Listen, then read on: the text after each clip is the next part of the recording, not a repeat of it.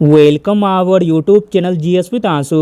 बिहार सचिवालय सहायक और 68 बीपीएससी के लिए साइंस का सेट प्रैक्टिस कराया जा रहा है, जिसमें आज सेट नंबर 8 को लगाने वाले हैं।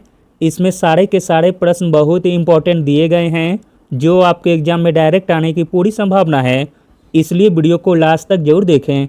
स्टार्ट करने से पहले आप लोगों से एक ही रिक्वेस्ट है, प्लीज़ वीडियो को लाइक और किसी भी एक ग्रुप में शेयर जरूर कर दीजिएगा। चलिए शुरू करते हैं। पहला प्रश्न है, रेस्पिरिन का उपयोग किया जाता है। इम्पॉर्टेंट प्रश्न है, रेस्पिरिन का उपयोग किया जाता है उच्च रक्तचाप को कम करने में। Option number D. अगला प्रश्न है, मिल्क ऑफ मैग्नीशिया का उपयोग निम्न प्रकार से किया जाता है। मिल्क ऑफ मैग्नीशिया का उपयोग किया जाता है एंटासिड के रूप में। Option number D. अगला प्रश्न है, अलसी के तेल के साथ कास्टिक सोडा के घोल को गर्म करने से प्राप्त यौगिक को किसके रूप में इस्तेमाल किया जा सकता है। इम्पॉर्टेंट प्रश्न है, अलसी के तेल के साथ कास्टिक सोडा के घोल को गर्म करने से प्राप्त यौगिक को साबुन के रूप में इस्तेमाल किया जा सकता है। अगला प्रश्न है, निम्न में से परजीवी पौधे की पहचान करें। इसमें परजीवी पौधा हो जाएगा अमरबेल। Option number B. अगला प्रश्न है, निम्न में से किस विकिरण में ऊर्जा प्रति क्वांटम सर्वाधिक होगी। इंपॉर्टेंट प्रश्न है। तो दोस्तों वह विकिरण हो जाएगी 200 से लेकर 280 nm के बीच। 200 से लेकर 280 nm के बीच विकिरण में ऊर्जा प्रति क्वांटम सर्वाधिक होगी।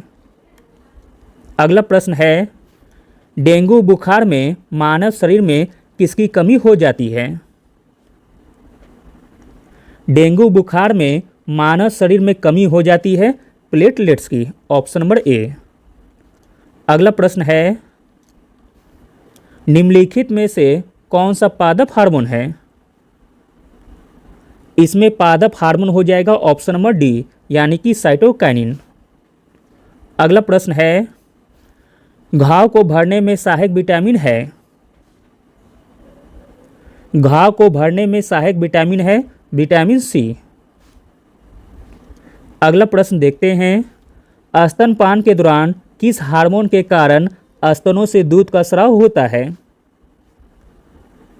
आंसर हो जाएगा option number C, prolactin hormone. स्तनपान के दौरान प्रोलैक्टिन हार्मोन के कारण स्तनों से दूध का स्राव होता है। अगला प्रश्न देखते हैं, निम्नलिखित में से कौन सा कार्डोलिक अम्ल के नाम से भी जाना जाता है। कार्डोलिक अम्ल के नाम से भी जाना जाता है फिनोल। Option number A. अगला प्रश्न देखते हैं, हैलोजनों में सबसे अधिक अभिक्रियाशील है। इंपॉर्टेंट प्रश्न है और पहले भी पूछा गया है एग्जाम में। हैलोजनों में सबसे अधिक अभिक्रियाशील है फ्लोरीन। Option number C. अगला प्रश्न देखते हैं, सबसे अधिक क्रियाशील धातु कौन सी है। सबसे अधिक क्रियाशील धातु है पोटेशियम। Option number D. अगला प्रश्न है, यूरिया किसके द्वारा रक्त से पृथक किया जाता है। यूरिया रक्त से पृथक किया जाता है गुर्दा से। Option number D. अगला प्रश्न है, निम्नलिखित में से किसका निर्माण हमारा शरीर में नहीं होता है। हमारे शरीर में निर्माण नहीं होता है विटामिन ए का। Option number A. अगला प्रश्न है, वायुयाने के टायरों में भरने में निम्न गैस का प्रयोग किया जाता है। वायुयानों के टायरों में भरने में हीलियम गैस का उपयोग किया जाता है। अगला प्रश्न है, निम्नलिखित में से कौन सा रवा यानी कि क्रिस्टल नहीं है। क्रिस्टल नहीं है वह है गंधक। Option number C. अगला प्रश्न है, निम्नलिखित में से कौन सा रोग लिस्मानिया प्रजाति के प्रोटोजोआ परजीवी के कारण होता है। तो दोस्तों वह रोग हो जाएगा काला अजार, जो कि लिस्मानिया प्रजाति के प्रोटोजोआ परजीवी के कारण होता है।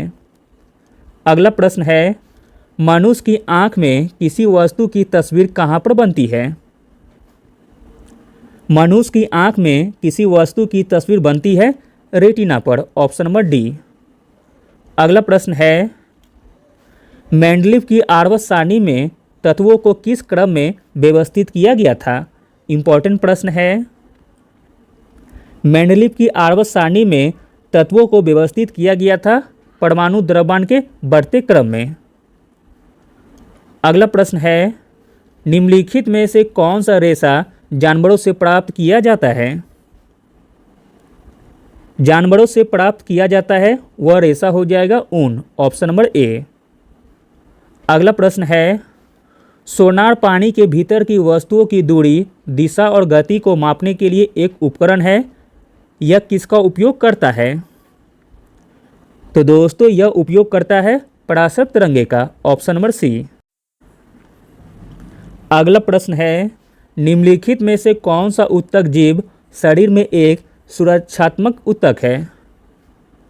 तो दोस्तों वह ऊतक है उपकला ऊतक, ऑप्शन नंबर सी। अगला प्रश्न देखते हैं, निम्नलिखित में से कौन सी अंतःस्रावी ग्रंथि शर्करा नियंत्रित करने वाले हार्मोन का स्राव करती है? तो दोस्तों वह अंतःस्रावी ग्रंथि हो जाएगी अग्नाशय, ऑप्शन नंबर बी।